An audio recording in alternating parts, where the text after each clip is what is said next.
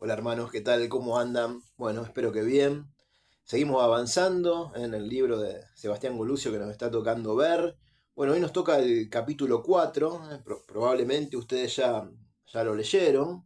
Es un capítulo bastante extenso, bastante largo, pero vieron que la mitad del libro consiste en un ejercicio práctico que cada uno tiene que hacer, ¿no es cierto? En su casa y en su intimidad con el Señor, con el Espíritu. Hay varios consejos. Y hay una primera parte que es una parte que es como más doctrinaria, en donde nos muestra y nos confronta con este tema que tenemos nosotros los cristianos, que es las dos casas, ¿no? Muy lindo el título que le encontró, las dos casas y esta tensión de entre nuestra casa de barro y nuestra casa celestial. Así que si me acompañan con una oración, vamos arrancando. Padre eterno, Rey de Gloria, gracias Señor, porque en vos podemos confiar, porque en vos podemos refugiarnos, porque sos nuestra fortaleza. Y te pedimos que en estos momentos nos estés iluminando, Señor, y que nos estés dando entendimiento para comprender tu palabra y por sobre todo las cosas poder vivir tu palabra, Señor. Te amamos, te bendecimos y oramos en el nombre de Jesús. Amén. Amén. Bien. Capítulo 4 arranca con Juan 17:15 que dice, no te pido que los quites del mundo, sino que los protejas del maligno, ¿no es cierto? Y bueno, habla un poco de este desafío que tenemos todos los hijos de Dios de estar en el mundo sin ser del mundo, ¿no es cierto? Y bueno, el autor nos habla de una mudanza espiritual, ¿no? ¿No es cierto? Nos lleva a reflexionar sobre algunos versículos que hablan de esto, por ejemplo, Primera de Pedro, que debemos considerarnos peregrinos y extranjeros en la tierra, que nuestra verdadera ciudadanía está en los cielos, etcétera, etcétera, ¿no? Y entonces él se plantea algunas cosas de cómo deberíamos actuar nosotros estando en esa condición espiritual después de haber sido comprados y adquiridos por Jesús, ¿no es cierto?, en la cruz del Calvario, ¿no es cierto? ¿Cómo debemos actuar? Dice que debemos actuar como actúa nuestro papá, dice el autor. Ustedes perdónenme que yo de vuelta, ustedes deben tener el libro, yo tengo acá un PDF. Bueno, nos cita a Isaías 57:15 que de alguna manera nos ayuda a entender esto que él llama la atención del cristiano, ¿no es cierto? Dice, estoy en la página 60, porque así dijo el alto y sublime, el que habita en la eternidad y cuyo nombre es el santo. Yo habito en la altura y la santidad, y con el quebrantado y humilde de espíritu, para hacer vivir el espíritu de los humildes y para vivificar el corazón de los quebrantados. Dios habita en dos casas. La más alta, la de su santidad, y la más baja, que es el humano, el espíritu humano quebrantado. Sabemos que nosotros fuimos regenerados a partir del momento en que le entregamos nuestra vida a Cristo y vamos a seguir siendo transformados en este proceso a lo largo de toda nuestra vida, ¿no es cierto? Por supuesto que tenemos el libre albedrío, ¿no es cierto?, que nos permite a nosotros decidir qué camino vamos a seguir, si vamos a seguir el camino de la santidad que nos propone, que nos lleva el Señor, o si vamos a hacer la nuestra, ¿no es cierto? El libre albedrío lo tenemos, ¿no es cierto? Pero nosotros los hijos de Dios tenemos que aprender a vivir con esto que Él define como la tensión del cristiano, ¿no es cierto?, de las dos casas, y dice que tenemos que aprender a vivir en nuestras dos casas, la casa de oro, que está en los cielos, y nuestra casa de barro. Dice la mansión celestial y la choza de barro. Interesante la ilustración que él utiliza, esto de choza de barro, ¿cierto? Estamos en el mundo sin ser del mundo, y portamos una herencia espiritual en vasijas de barro. Segunda de Corintios 4:7, pero tenemos este tesoro en vasijas de barro para que se vea que tan sublime poder viene de Dios y no de nosotros. Somos simplemente los portadores, ¿no? Y acá vamos a entrar un poquito a ver un primer tema que él habla y que es esto de, vamos a llamarle humildad versus ego. ¿Sí? ¿Les parece bien? Humildad versus ego. El que ya lo leyó ya sabe de lo que estoy hablando. Bueno, sabemos que Dios habita con el humilde. humildad viene de humus, ¿no es cierto? De estar en contacto con el barro, ¿no es cierto? De reconocer que somos vasijas hechas de barro, ¿no? Y bueno, y empieza a mencionar algunas cuestiones. Dice, cuando ya no te podés reír de vos mismos, de tus achaques físicos, de tus olvidos, de tus torpezas, cuando no te permitís ser humano, el autor nos plantea que estás rechazando tu casa de barro, la estás rechazando. Ojo, dice, cuidado cuando alguien te corrige o alguien te exhorta y vos lo tomás a mal, etcétera, etcétera, ¿no es cierto? Entonces vemos que si deseamos madurar, tenemos que recurrir, por ejemplo, a algún hermano maduro en Cristo. Dice, permite que algún amigo justo te golpee con bondad. Sus golpes son un remedio calmante para tu ego exacerbado, ¿cierto? Dice que Dios probablemente te exponga frente al éxito de tus pares, a ver cómo reaccionás, si te vas a poner envidioso o si vas a tratar de aprender de él, ¿no es cierto? Con esa humildad, y bueno, a ver, vamos a ver qué es lo que yo puedo aprender, ¿no es cierto?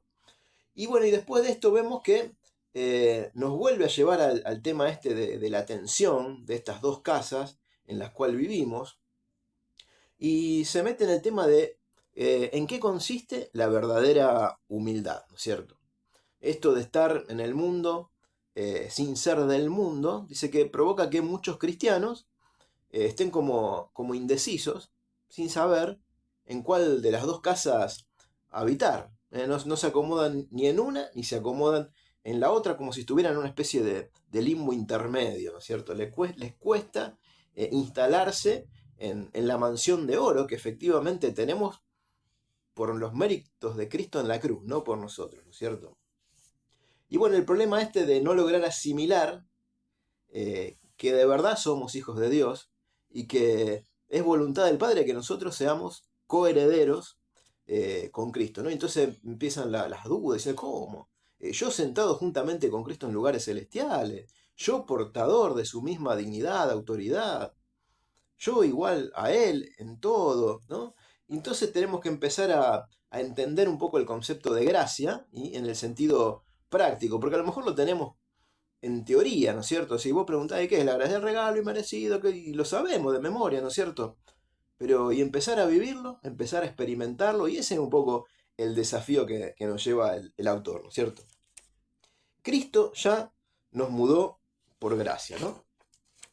Y bueno, cita Gálatas 4.1, ¿no? Porque dice, aunque son herederos en todo, en nada difiere con los esclavos. Gálatas 4.1, ¿no? Se acomodan, dicen la casa de barro ahí terrenal, y justifican su incredulidad de no poder creer esto, eh, revistiéndola de una humildad. Una humildad que vamos a ir viendo un poquito en qué consiste esta humildad, que este tipo de humildad no es buena. Vamos a verlo. Vamos a introducirnos un poco el concepto esto de humildad. Dice que la peor versión de tu ego no es ni el orgullo ni la rebeldía, sino que es la incredulidad, de no creer. Esto es lo que dijimos recién, no puede ser que yo no creer. Dice que la verdadera humildad no consiste en desvalorizarte, sino en creer, en aceptar lo que Dios dice acerca de nosotros, ¿no? Y bueno, cita el pecado de Adán y Eva, que no fue la rebeldía, sino que fue la incredulidad, porque ellos en vez de creerle a Dios le creyeron al diablo, ¿no es cierto? Eso redunda en una desobediencia, lo mismo que le pasó a Moisés, que no pudo entrar a la tierra prometida, ¿por qué? Por su incredulidad, ¿cierto? Y bueno, hay otro autor que él cita, que se llama John Egan, que explica cómo funciona este proceso de autoboicot espiritual. Si ustedes me siguen, estoy en la página 64. Trato de ir lo más ágil que puedo porque es bastante largo este capítulo. Dice, nos juzgamos a nosotros mismos como siervos indignos, y ese juicio se convierte en una profecía que se cumple sola. Nos consideramos demasiado despreciables para ser usados, incluso por un Señor capaz de hacer milagros con solo barro y saliva, y por eso nuestra falsa humildad encadena a un Dios que de otro modo sería omnipotente. Fíjense, interesante el concepto que nos da este autor, ¿no es cierto? Entonces, si deseas de verdad instalarte en tu casa celestial, lo primero que hay que hacer es soltar el ego y creer. ¿Está? Soltar el ego y creer. Creer lo que Dios nos dice, creer que estamos involucrados en los planes de Dios, que Dios nos involucra en sus planes. Ora, adora, conversa con tu padre, con Abba, contale tus debilidades, contale las luchas que tenés en tu casa de barro, y comenzá a verte como el Padre te ve. Nos ve a través de la gracia, nos ve a través de los méritos del Señor Jesús en la cruz. Hablando de esto del ego, ¿no es cierto? Dice que las sentencias de tu ego son totalmente subjetivas, arbitrarias y engañosas. Y esto es interesante, dice, en vez de confiar en los juicios torcidos de ese farsante, de tu ego, haz una oración similar a la de Bill Johnson. Y si ustedes ven en la página 65, hay una oración que es bastante larga, pero yo les señalo algunos conceptos para que ustedes tengan en cuenta. Dice, confío en ti para que me señale las cosas que necesito entender. Necesito permanecer en tu palabra. Dame la gracia de abandonar cosas. Permitime o prometo llegar a ti diariamente, comunión. Que mi corazón sea como el corazón de Jesús. Prometo permanecer en comunión con tu pueblo. Ustedes después leanla tranquilo, esa oración. Es muy linda, yo simplemente quería destacar algunas cosas para que la veamos juntos. Dice el autor, mis mejores momentos son aquellos en los que simplemente creo que de verdad soy quien ya soy y me libero de la presión de tienes que llegar a ser. Bien, interesante. Necesitas la regeneración que te proporcionará una nueva identidad. Pero si ya estás en Cristo, tu principal estrategia es la de transformación. Vemos que en la palabra permanentemente nos habla de la necesidad de transformación en un montón de versículos, ¿no es cierto? Por empezar el entendimiento, la forma de pensar, etcétera, etcétera, ¿no? Efesios 4, 22-24 nos dice que ese nuevo carácter ya lo tenemos en él y que lo que tenemos que hacer es dejar el viejo hombre y revestirnos del hombre nuevo. ¿Cómo se hace esto? A través de la fe. La fe es la única posibilidad que tenemos para llegar y tener acceso a esa herencia espiritual que ya nos pertenece. El Señor dice que ya nos pertenece. Pero tenemos fe, tenemos que tener fe para creer y entender que de verdad lo tenemos y que ya es nuestra, ¿no es cierto? Dice, deja de mirarte el ombligo y empezá a mirarlo a Jesús. Y tenemos a Gálatas 2:20 que dice, mi antiguo yo ha sido crucificado con Cristo, ya no vivo yo, sino que Cristo vive en mí. La mejor versión de mí mismo, la mejor versión que tenemos de nosotros mismos, es justamente la versión crucificada, ¿sí? Bueno, esta es la primera parte. Lo que sigue ahora es el ejercicio espiritual, que contiene varios pasos, hay 5 pasos, ustedes los van a ver. Y bueno, una de las cosas que dicen para que hagamos es escribir en una hoja tu mayor debilidad. Cualquier cosa que vos veas que es tu debilidad. Carácter, un hábito pecaminoso, un pensamiento negativo recurrente. Dice que no tapes nada, que no intentes justificarlo y que anotes uno solo. No te pongas en un listado de todo lo que vos tenés que... Porque si no dice que te podés enfermar de hipocondría espiritual el autor. Bueno, dice que este ejercicio requiere una atención sana, que es reconocer los pecados. Sabemos que los pecados no los tenemos que encubrir, sino que los tenemos que reconocer, porque tenemos perdón en Cristo de esos pecados, ¿no? Y una de las cosas que hay que hacer, dice, es llamar a las cosas por su nombre. Dice lujuria, chisme, avaricia, mentira, etcétera, etcétera, etcétera. Hay una oración de David, hay 2. El Salmo 139-24 dice, examíname, oh Dios, y conoce mi corazón, pruébame, y conoces mis ansiedades. Fíjate si voy por un camino que te ofende, y guíame por el camino eterno. necesitamos que el Espíritu Santo nos ilumine, que nos guíe también y que nos muestre de qué es lo que nos tenemos que arrepentir. David dice, yo reconozco mis debilidades y mi pecado está siempre delante de mí. Aquel que comenzó también la buena obra en nosotros la va a terminar. Y acá el autor nos señala que el verdadero problema nuestro no son los pecados asumidos, sino las conductas autodestructivas. ¿Sí? Y bueno, habla de Martín Lutero con dos ilustraciones que son bastante conocidas, ¿no es cierto? Él hablaba de que, bueno, yo me afeito la barba, pero el día siguiente vuelve a crecer, como que volvemos una vez a lo mismo. El ejemplo del bautismo, que ustedes lo habrán escuchado, pero bueno, acá también lo cita. Quería que el viejo hombre se había ahogado en las aguas del bautismo, pero vi que este infeliz aprendió a nadar y lo tengo que matar todos los días, ¿no? Esas ilustraciones que nos muestran un poco las luchas que nosotros tenemos en nuestra casa de barro. Y entonces sigue indagando y cita Colosenses 3:5, que dicen, haga morir todo lo que es propio de su naturaleza terrenal. Y acá se plantea el autor, dicen, ¿qué quedamos? ¿Acaso no habíamos muerto ya? Y bueno, acá nos introduce a un nuevo tema que es el de la justificación, ¿no es cierto? Hablamos de la gracia, ahora entramos a entender un poco más qué es la justificación. Sabemos que somos declarados justos por los méritos del Señor Jesús, pero que esto no significa que ya no volvemos a pecar nunca más en la vida. Y hay un concepto de Charles Swindoll, estoy en la página 70, en la parte de arriba, dice, la justificación es el acto soberano de Dios por el cual Él declaró justo al creyente mientras él o ella todavía están en su estado de pecado. Interesante, ¿no? Vamos a entenderlo sí o sí, esto de la justificación, ¿no es cierto? Cuando Dios nace, cuando Dios nos hace nacer de nuevo, cuando nacemos de nuevo en Cristo, no nos hace justo, nos declara justos. Por eso es que no somos justos, sino que somos justificados, que es bien distinto. Justificados por la fe, tenemos paz para con Dios por medio de nuestro Señor Jesucristo, Romanos 5:1, ¿no? Y bueno, hace una referencia a estos predicadores que andan dando vuelta, ¿no? Que sostienen que al entregarle tu vida a Cristo se solucionan todos tus problemas. Vieron que hay mucho de esto polulando.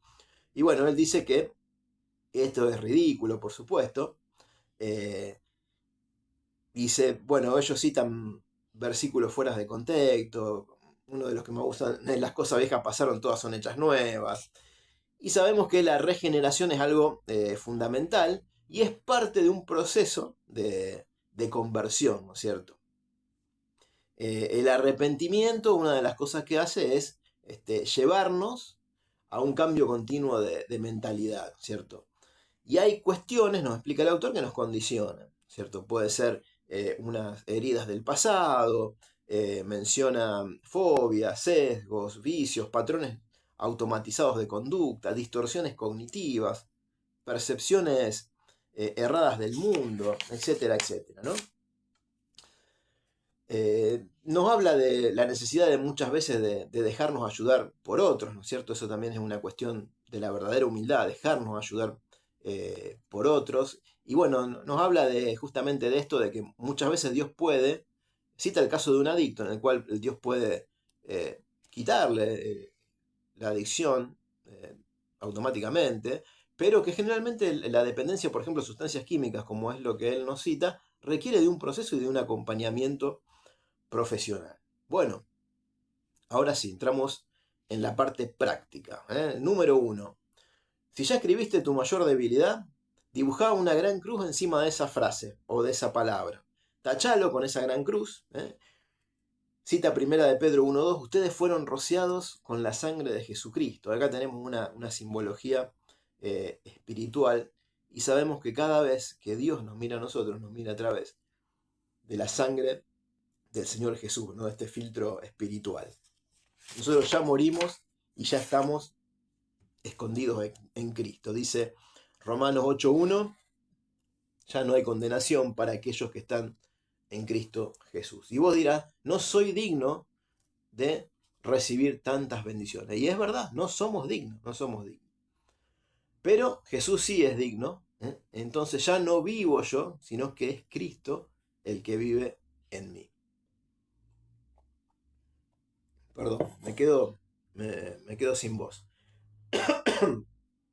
En la página 72 vemos una cita de un psiquiatra, no sé si lo vieron, Karl Menninger, ¿no? Es muy interesante porque dice, si pudiera convencer a sus pacientes que sus pecados han sido perdonados, el 75% de esos ya no necesitarían atención profesional. Fíjense qué interesante lo que está diciendo este psiquiatra. Entender y creerle a Dios. Eh, Hablamos anteriormente que uno de los problemas más grandes que tenemos es la incredulidad. Creerle a Dios. Y si Él dice que estamos justificados, estamos justificados. Entonces vemos que Dios decide no acordarse más. En el plano humano vamos a sufrir las consecuencias, por supuesto, pero en el plano espiritual es como si eso nunca hubiese ocurrido, ¿cierto? Y nos cuesta asimilar esto de la gracia, nos cuesta asimilar el tema de la gracia y de la justificación, por eso el tema de la incredulidad es lo primero que tenemos que atacar en nuestras vidas, ¿no? Un segundo paso que nos propone es agradecerle a Dios por esa gracia incomparable, y saber que en el plano espiritual ya estamos sentados ahí, estamos en lugares celestiales, no por nuestros méritos, sino solo por su gracia. El tercer paso es que observemos esa gran cruz que dibujamos, esa cruz que está cubriendo nuestra debilidad, y que oremos y que, por ejemplo, bueno, cita una de las debilidades que puede tener un ser humano. Dice, si tu mayor debilidad es la envidia y sueles orar, líbrame de estos celos amargos, quizás deberías sustituir este pedido por este otro. Señor, sigue renovando mi entendimiento. Sigue renovando mi entendimiento. Es fundamental que empecemos a pensar así como piensa Jesús. Una de las cosas que nos señala el autor es que para que esto ocurra es importante, es fundamental que nos estemos discipulando y que permanezcamos en su palabra, ¿no es cierto? Permanecer en su palabra implica conocerla e implica ponerla en práctica. Un cuarto paso que dice, pregúntale al Espíritu Santo si deberías hacer algo más para vencer esa debilidad. Dice, si todavía no le contaste a nadie, por ahí podés buscar un buen amigo un cristiano que te escuche, que ore por vos. Dice, la mayoría de las veces ni siquiera hace falta que el justo te aconseje. El mero hecho de que puedas confesar lo que te pasa y que esa persona ore por ti, ore por vos, ya resulta liberador. Contarlo sin miedo a un consejero y iniciar ese proceso de sanidad interior. Dice que en algunos momentos esa sanidad va a llegar a tu vida casi sin darte cuenta, ¿no? Y habla de los yugos, ¿no es cierto? Hay yugos que te atan y que se rompen solamente a causa de la madurez. Y hay una cita en Isaías 10:27, estoy en la página 77. Y esto último también es muy importante porque hay una frase muy conocida en el mundo que dice que el tiempo lo cura todo, y eso no es así. Dice, no te estoy diciendo que el tiempo resolverá tus problemas, tu madurez lo hará. Nuestra madurez espiritual, nuestra madurez en Cristo. Toma tu cruz cada día, sigue a Jesús, continúa marchando con tu mirada puesta en Él. Esto de estar perseverando en su palabra, en su voluntad, en la comunión. Hace una mención también de que muchas veces para algunas cuestiones se necesita la ayuda de un profesional, ¿cierto? De un psicólogo, de un psiquiatra, pero acuérdense siempre que un hermano mayor en Cristo también es una persona madura en Cristo, es alguien que nos puede ayudar a transitar este camino. Y por último tenemos el paso 5, dice, finalmente luego de anotar tu debilidad y de cubrirla con una gran cruz encima, escribe arriba exactamente lo contrario de lo que vos habías escrito inicialmente. Busca un antónimo. Por ejemplo, si tenías temor al rechazo, escribí confianza. Si sufrías, si eras un tipo violento, poné templanza. Un antónimo y de eso que vos escribiste al principio. Y por último, dice, es muy importante que entiendas que cualquier proceso de sanidad se completará cuando lo que era tu debilidad se transforme en tu mayor don. De una debilidad pasar a un don. Un don que sabemos que no solamente está para edificarnos a nosotros, sino que la principal función del don es edificar a otros. Así que bueno, este fue un repaso rápido por el capítulo 4. Si no lo leyeron, léanlo, tranquilos, ustedes ahí solitos con el Espíritu Santo, y seguramente le va a ser de gran edificación. Así que bueno, muchas gracias por haber estado ahí del otro lado. Nos estamos viendo. Que Dios les bendiga mucho. Chau.